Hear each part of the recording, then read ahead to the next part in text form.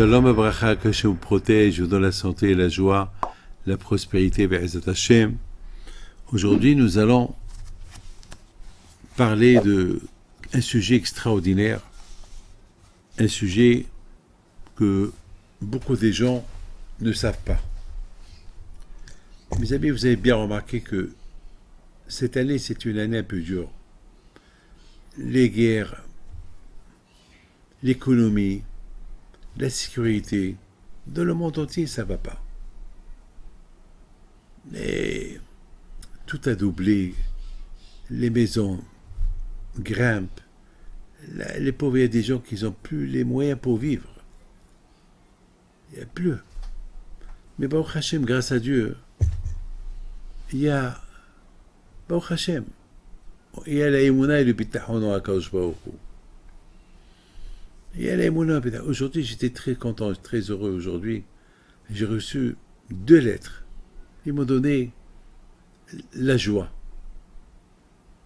Dans une lettre, il y a quelqu'un qui me raconte qu'il a fait un accident, un grave accident le vendredi, et la voiture s'est renversée 3-4 fois, et bon, Hachem, il n'y a rien arrivé, mais à l'hôpital, ils étaient obligés de lui faire un scanner de la tête. Pourquoi? Parce que il avait un peu du sang sur la tête, il a reçu un petit coup, mais c'était rien du tout. Mais ils n'ont pas voulu prendre de risque, ils ont fait un scanner.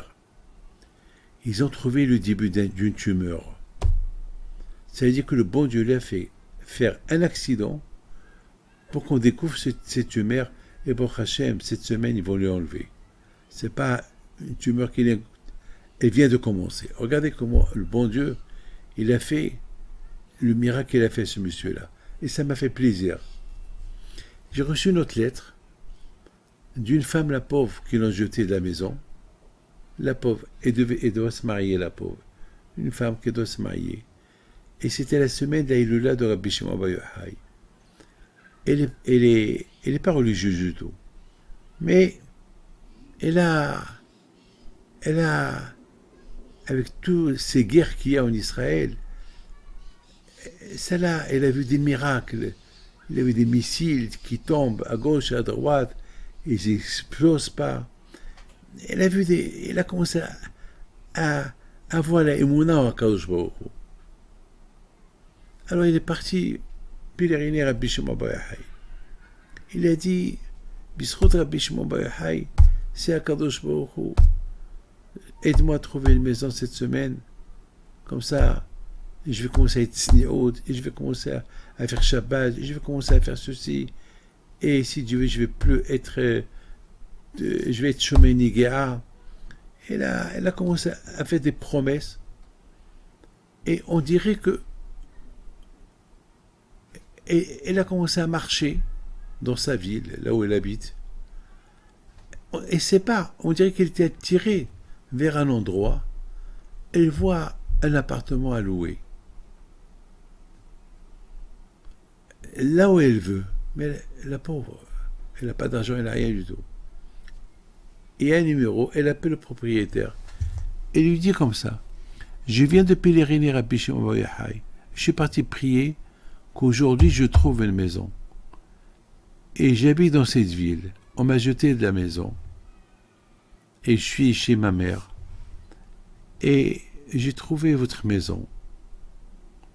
Voilà. Si vous voulez me la louer, mais sachez que j'ai pas de garantie, j'ai rien du tout. Et je dois me marier en plus. Et il a commencé à raconter sa vie. Et le propriétaire qui l'écoute. Il était, on dirait, hypnotisé par sa parole. Il a dit, viens me voir, toi et ton fiancé, dites-moi comment vous allez vous marier, je vais vous louer la maison, je vais vous faire un prix, je veux pas de garantie, je veux rien, rien que prier pour moi. Mes amis, vous devenez fous, des histoires comme ça. Aujourd'hui, on est en train de vivre la meilleure époque des époques.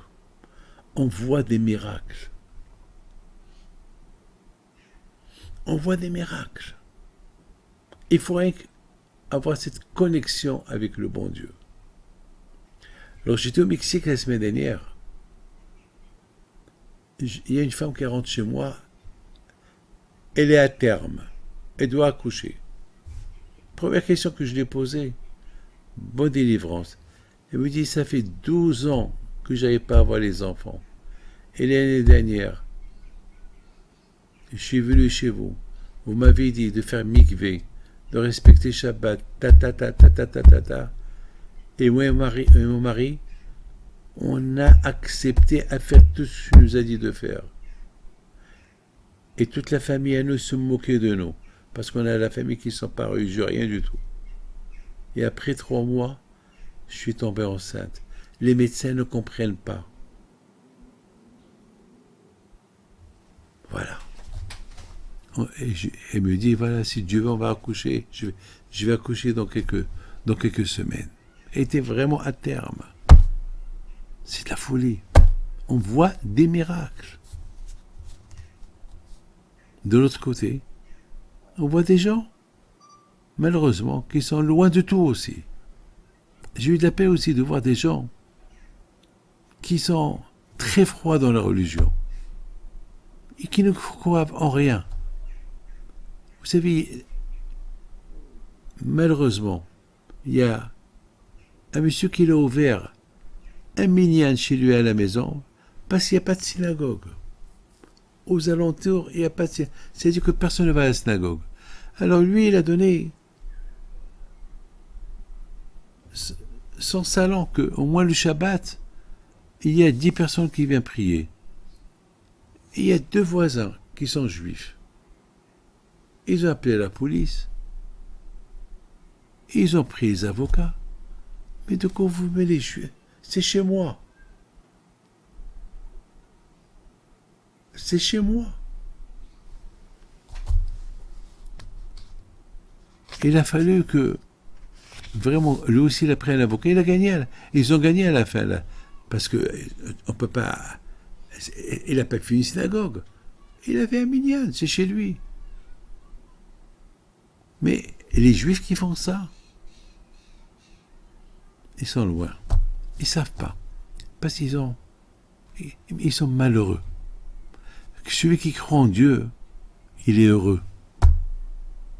Il est heureux. Parce que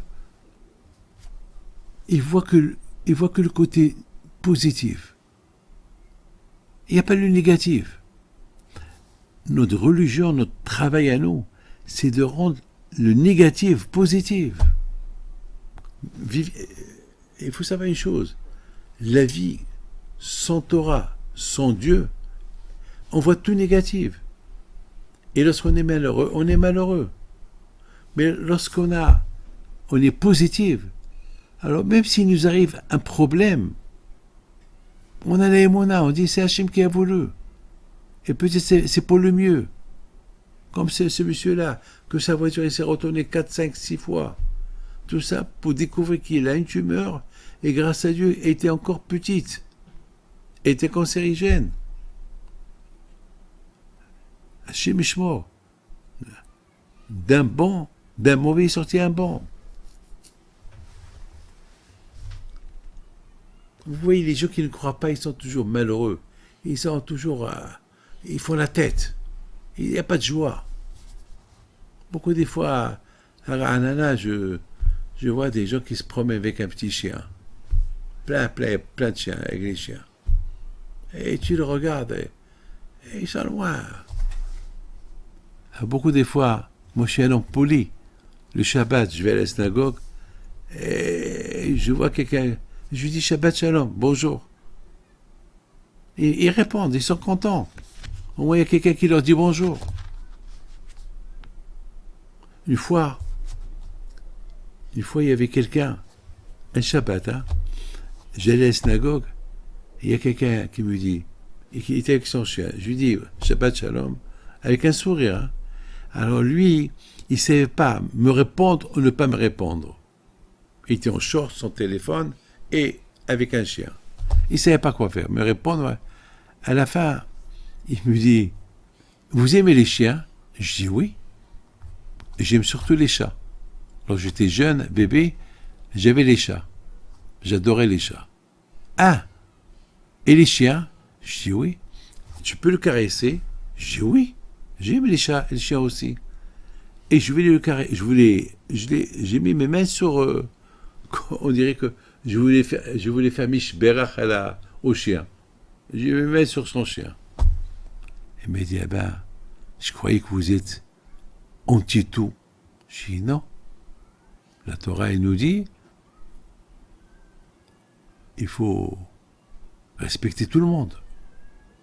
Mais pourquoi vous les rejetez, vous n'avez pas les chiens? Je dis parce qu'on ne sait pas à quand ils ont faim. Et sur les enfants, on les fait souffrir. C'est la raison pour qu'on n'a pas le droit d'avoir des chiens à la maison. Alors il a dit, tu leur laisses à manger tout le temps. Je lui dis, il n'en a pas le droit. Parce que le chien, lorsqu'il mange beaucoup, il tombe malade. Il a vu que... Et depuis, chaque fois que je le vois, il me dit Shabbat Shalom. Il me dit comment ça va? On a commencé à parler. Aujourd'hui, il commence à dire le nom de Dieu dans sa bouche. Il a commencé à faire Teshuvah. Une fois, jamais j'oublierai. Une fois, le jour de Kippour, j'allais à la synagogue, j'étais habillé en blanc. Et voilà, il y a un monsieur qui était en train d'arranger sa voiture pour aller à la plage. Il était en train de placer son surf sur la voiture. Et je passe, je lui dis Shana Tova. Il me regarde. Il ne m'a pas répondu. Voilà. Le soir, une fois qu'on a terminé la prière, de retour à la maison, je le vois encore une fois, il venait d'arriver, je ne sais pas d'où. Et j'étais habillé en blanc. Il me regarde. Et je lui dis, Shana Tova. Il me dit, alors, vous êtes... Alors, il a commencé à me parler. Alors, vous étiez à la synagogue toute la journée? Je dis, oui, toute la journée. On a prié. Il me regarde. Il y avait un monde fou. Tout le monde habillé en blanc. Ils sont volés. J'ai dit, dommage, moi, j'ai pas été. Je regrette. Je dis, c'est pas grave. L'année prochaine, si Dieu veut. Ouais, dans 4 jours, c'est la fête de Sukkot. Tu peux construire une petite soukha chez toi à la maison. J'étais gentil avec lui. Mais mes amis, c'est ça la Torah. La Torah, c'est pas un qu'il a goûté. La Torah, il faut la faire goûter à d'autres. La Torah te donne la joie. Le Rahaim HaKadosh dit que si on pouvait comprendre c'est quoi la Torah, on serait devenu fou pour la Torah. Et c'est vrai. Lorsqu'on se lève à la prière, on est heureux qu'on a prié. Lorsque la femme va au mikvé, elle arrive du mikvé. Ah, elles se sont heureuses qu'elle a accompli son devoir. Lorsqu'on fait Shabbat, on est heureux, on est content. Quelqu'un qui fait mitzvot, il est heureux, il est content. Ceux qui étudient la Torah, ils sont heureux, ils sont contents. Alors quelqu'un m'a posé une question. Il m'a dit, Rabbi David, comment vous expliquez que la Torah, elle a du goût? Je lui dis, écoute-moi, tu manges un bon steak que tu aimes. Tu trouves le goût? Il me dit oui. L'argent, il te donne le goût? Je dis oui. Il me dit oui. Je lui dis, si tu achètes une Porsche, une belle voiture, une Mercedes, t'as un plaisir? Il m'a dit oui. Je lui dis, tout le matériel te fait plaisir? Il me dit oui. Tu sais. Et tout ce matériel qui te fait plaisir, c'est grâce à la Torah qu'ils ont été créés. Alors c'est tout ce qui te fait plaisir. C'est grâce à la Torah qu'ils ont été créés pour que tu aies le plaisir. Alors la Torah elle-même, celui qui l'a dit, le plaisir qu'il a. Ah, mes amis, on n'a jamais vu une génération où il y a tellement de Torah comme la nôtre. Tellement de cache-route. Tout. On est gâtés. On a tout. Mes amis, maintenant, je voudrais vous expliquer quelque chose de magnifique. Lorsque Hachem a décidé de donner la Torah au Bnei Israël,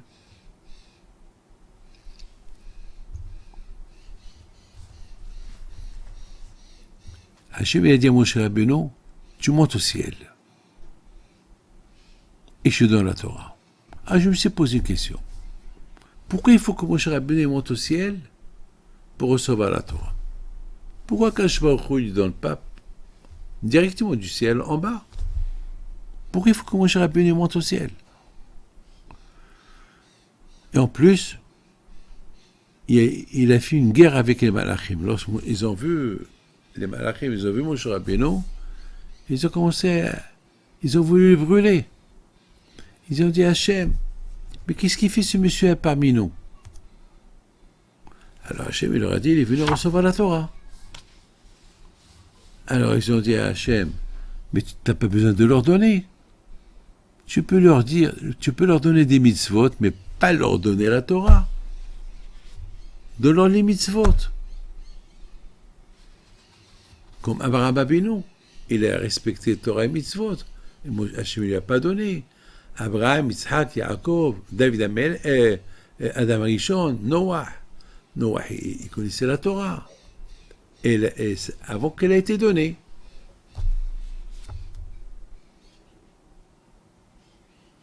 Alors Hachem dit à Moshe Rabbeinu, donne-leur une réponse. Moshe Rabbeinu dit à Hachem, j'ai peur de leur donner une réponse, j'ai peur qu'ils me brûlent. Alors Hachem dit à Moshe Rabbeinu, non, il ne va pas te brûler. Mets tes mains sur mon trône. Lorsqu'ils vont voir que tu n'as pas été brûlé, ils ont peur de toi. Parce qu'aucun n'ose toucher mon trône. Celui qui le touche, il brûle. Ils vont voir que toi, tu le touches, tu ne brûles pas. Donc, ils ne vont pas te brûler. Parce que tu as un corps qui ne brûle pas.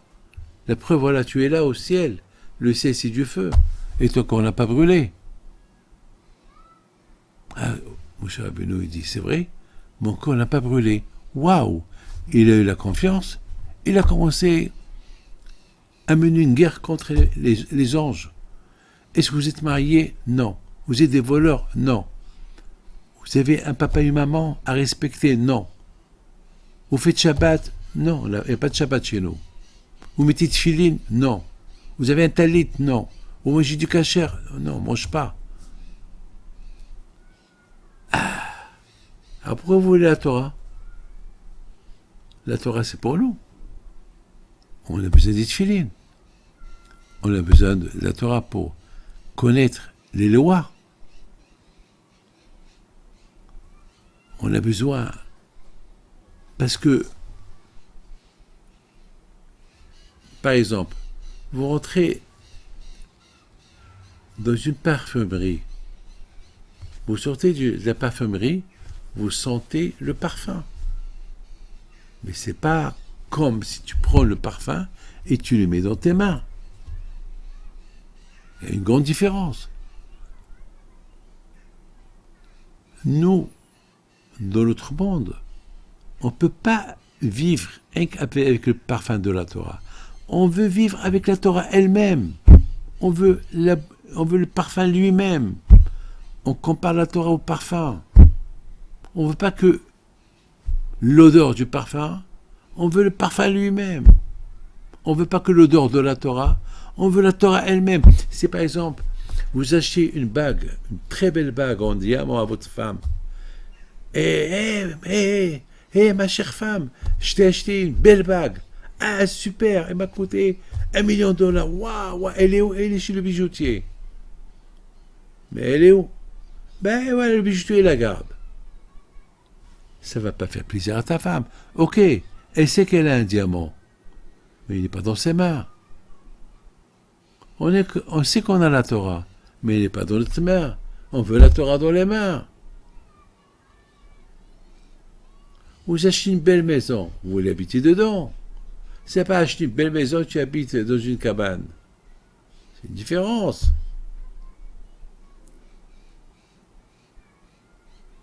Mes amis,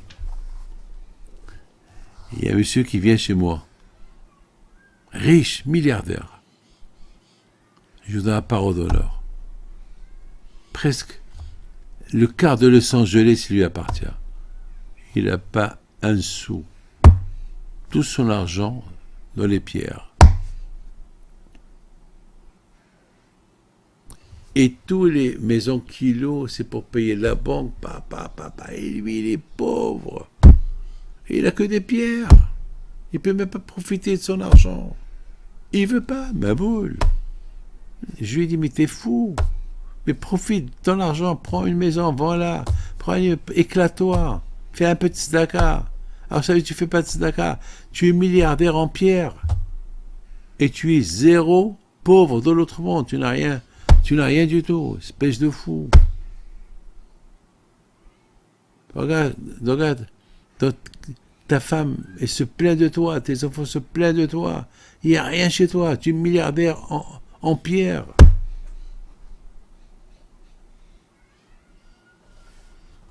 Mes amis,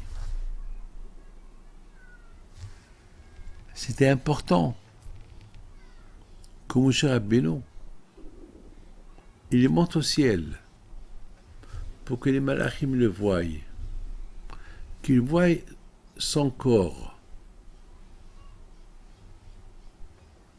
Un corps pas en feu,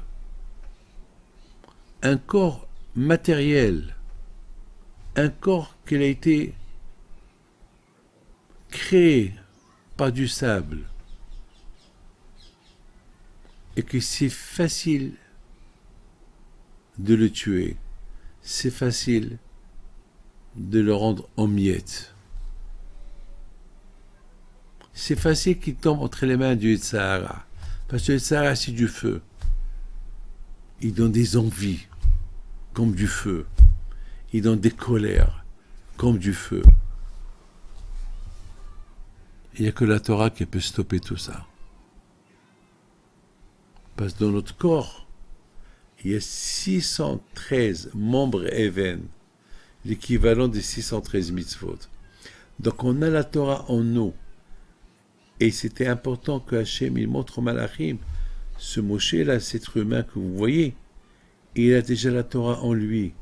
Les 600 membres Even, ils sont en lui. Et qui sont en feu. La preuve, il peut toucher le trône, mon trône, il ne brûle pas. Parce qu'il est en feu lui aussi. Comme vous. Donc vous ne pouvez jamais le brûler. Vous ne pouvez pas le brûler. Mais sur terre, où il y a le Sahara, il peut être brûlé par le Sahara s'il n'a pas la Torah. Donc il faut qu'il ait la Torah. Et s'il faute, et si l'être humain est faute, il peut faire teshuva. C'est un bon argument. C'était important que Moshe Rabbeinu il dit aux Malachim, vous les Malachim, vous êtes toujours positifs.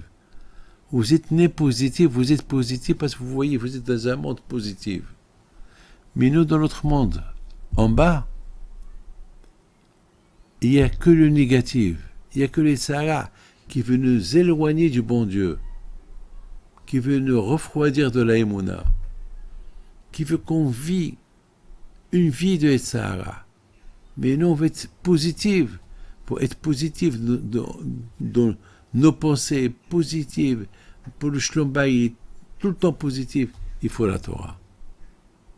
Pas que l'odeur de la Torah. On veut le parfum lui-même, la Torah elle-même, dans les mains.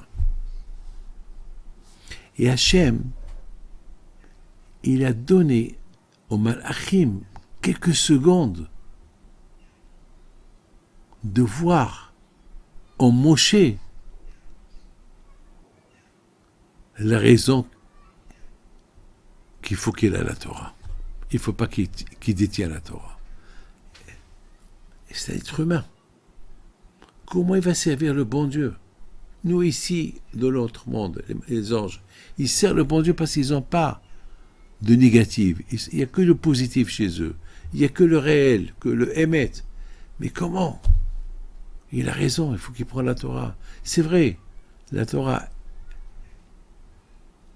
C'est le plus beau cadeau que le bon Dieu puisse donner à l'être humain, c'est la Torah. Mais ils ont besoin. Hachem, il a fait comprendre dans le Malachim, parce que il y a beaucoup des fois, ça arrive à la personne qu'il est têtu. Il ne veut pas savoir la vérité. Il est têtu. Il a son idée, il ne veut pas sortir de son idée. C'est ça les Malachim. Au départ, ils avaient une idée. La Torah, elle est pour nous, pas pour l'autre monde. Il a fallu que le bon Dieu leur coupe cette idée-là. Il leur laisse comprendre que sans la Torah, le monde ne peut pas tenir. Et l'être humain ne peut pas tenir. Mes amis, je voudrais vous raconter une histoire. Alors, maintenant, on a compris comment Moshe Rabbeinu, alav shalom, il a réussi. Maintenant, je voudrais vous raconter une histoire. Lorsque j'étais quelque part dans le monde, il y avait un monsieur qui est venu chez moi. Et son fils, il s'appelle Mathieu. Mathieu. Alors, son fils, il est turbulent, dur. Et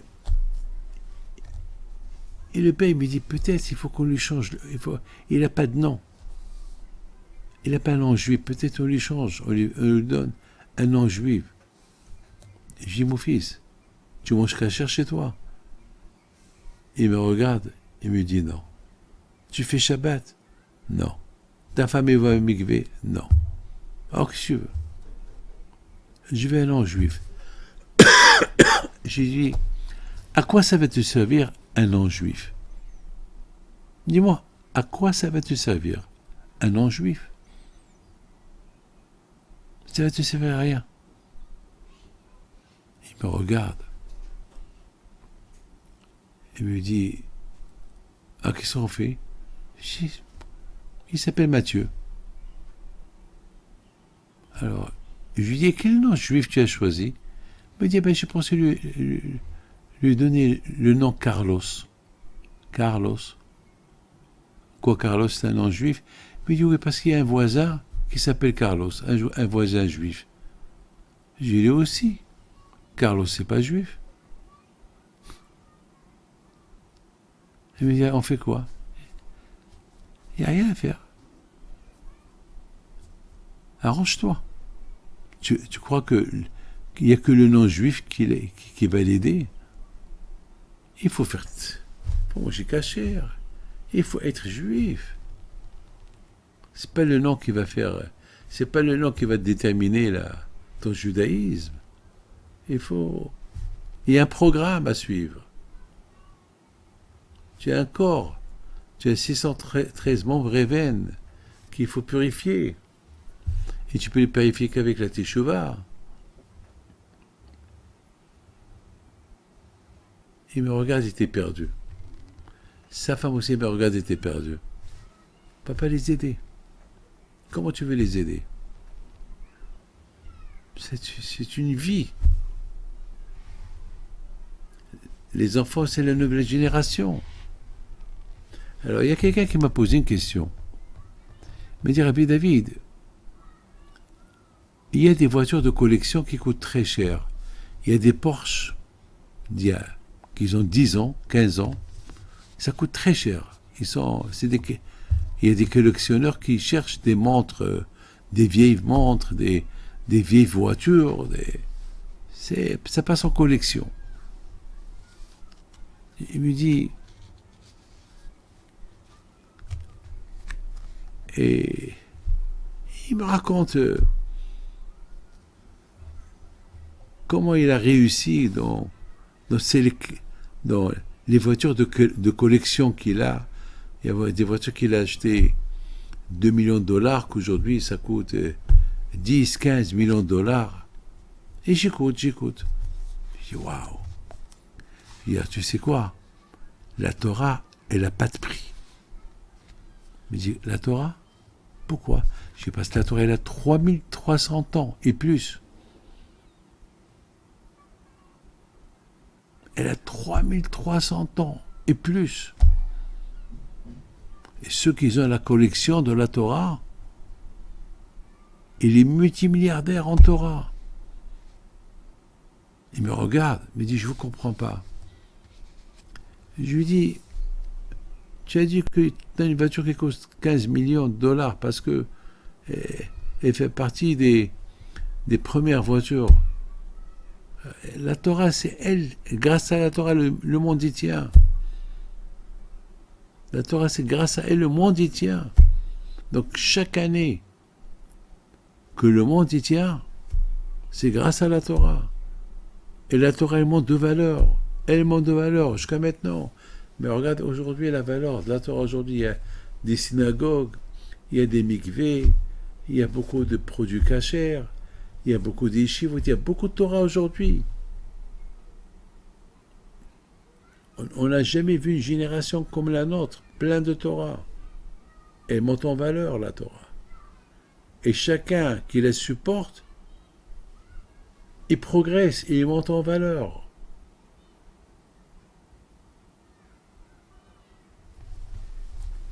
Il me regarde. Il ne savait pas quoi me répondre. Écoutez bien cette histoire, mes amis. Parce que vous êtes les premiers à qui je la raconte. Alors, ce monsieur-là,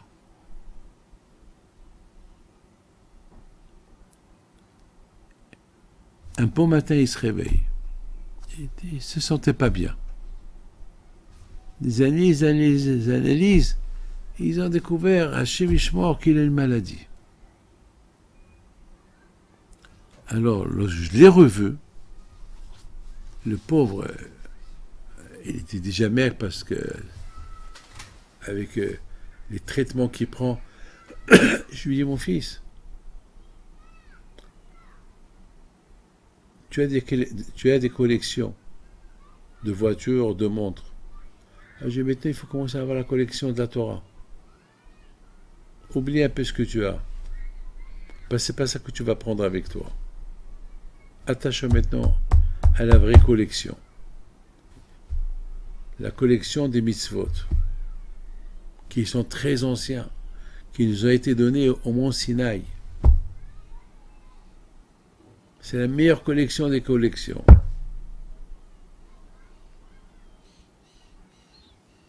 Et regarde sa femme. Sa femme lui dit, pourquoi pas? Qu'est-ce qu'on va faire avec tout ça? Elle lui dit, et les enfants? Ben, les enfants, grâce à Dieu, ils sont religieux, ça va. Ils vont être contents que nous aussi, on progresse. Et encore, mes amis, j'ai vu ce monsieur quelques temps plus tard. Je ne l'ai pas reconnu. Parce qu'il était un bon religieux. Et entre-temps, grâce à Dieu, le bon Dieu l'a aidé, l'a guéri. Et vous savez ce qu'il a fait? Il m'a apporté un sac. J'ouvre le sac, il y avait là-bas ses tefilines, son talit, son livre, et il avait là-bas quelques livres qu'il étudie. Il m'a dit, Rabbi David, et chez moi à la maison, j'ai la plus belle bibliothèque des bibliothèques. Tous les livres de Torah, je les ai. Je fais maintenant la collection des livres de Torah. Je commence déjà à me débarrasser des voitures et des montres. Et je suis en train de faire un mikvé. C'est beau. J'ai dit, c'est bien. Mon fils, t'as compris. Mes amis, ne croyez pas que c'est facile de vivre dans ce monde-là. C'est un monde dur. Mais avec la Torah, on surmonte tout. On surmonte tout. Pour ceux qui sont attachés à la Torah, ils sont attachés au bon Dieu. Et ceux qui sont attachés au bon Dieu, ils voient tout positif. Mon père, Alav Shalom, jamais il a vu dans sa vie quelque chose de négatif. Et même lorsque il avait des problèmes, il était heureux, il était content, c'est Hachem. Gamze le Tova, c'est Hachem qui a voulu. Mes amis, que Hachem vous protège, et vous donne la santé, et la bracha, et bien Hachem, merci Hachem, qui nous a donné la Torah, pour, à travers la Torah, on voit la vie positive. Et même lorsqu'il y a le négatif, c'est Mina Shamaim, c'est Hachem qui a voulu. Elle devient positive. Et qu'elle se retourna que on ne profite pas uniquement du parfum de la Torah, mais de l'odeur, de l'odorat, du parfum de la Torah, mais on a le parfum lui-même qui s'appelle Torah. Qu'Hachem protège. Amen, amen, amen.